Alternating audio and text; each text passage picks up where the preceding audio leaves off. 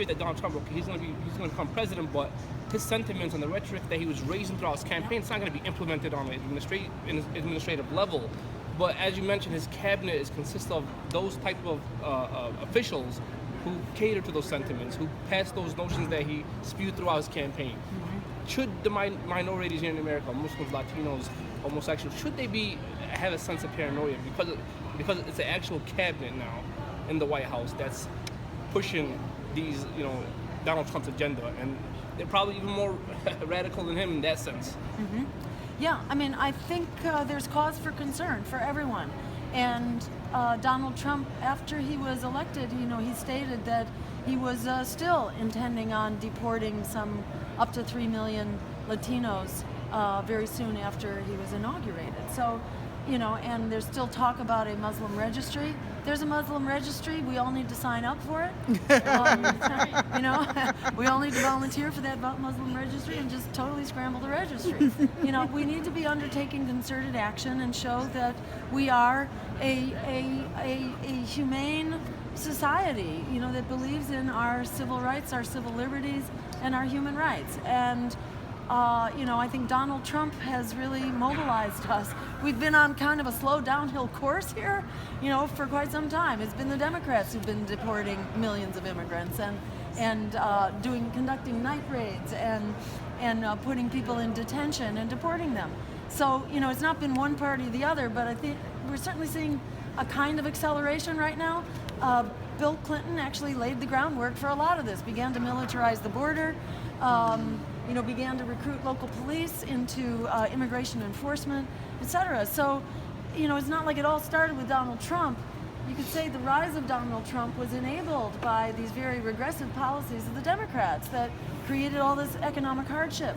So it's really important for us to break out of this sinking ship that is composed of two corporate political parties. It's really important for us to fight for our human rights and to fight for our democracy and to fight for our political freedom so that we can have, politics and candidates that we believe in, that we can vote without fear, that we can be educated by open debates as to who we can vote for. It's not rocket science how to fix this. It's a series of reforms that we can undertake the minute we decide to hang together and to work together. That's what made me into a political animal. For 50 years of my life, I was not a political animal. I was fighting on one social issue after another, watching them all fail one by one, and I finally realized it's in the numbers here. It's all about getting to critical mass and working together, and that's when I got recruited to be a candidate for the Green Party,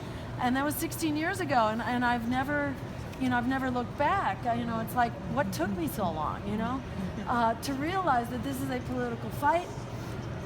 It takes a lot of us to fight it. We need to fight it on many different fronts, and we need to challenge power, not just in the front lines of struggle, like you're doing here in Detroit, like we're doing at Standing Rock. We need to fight at the front lines, but we also need to fight in the halls of power and in the voting booth.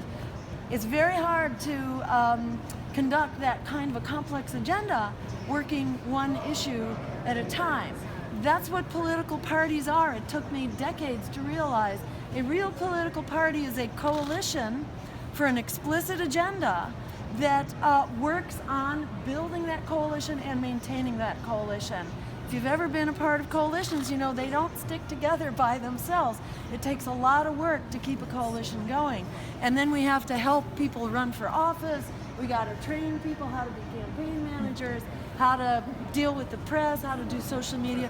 We just have a lot of kind of skills to be sharing. It takes a structure to do that. And the Green Party, many of us have been working on it for a while. It's the one national party that is not bought and paid for by lobbyists, by corporate executives, and by super PACs. It's not funded by oil companies, by predatory banks, or by war profiteers. It's got some rules that say you can't take big money. So that keeps us honest, and it prevents us from getting corrupted. So we are the only national party that is not poisoned by corporate money. So I just encourage people to become a part of it, because we got a lot of fights to do now more than ever, and we got to do it together. The minute we stand up together, we are unstoppable. Yes.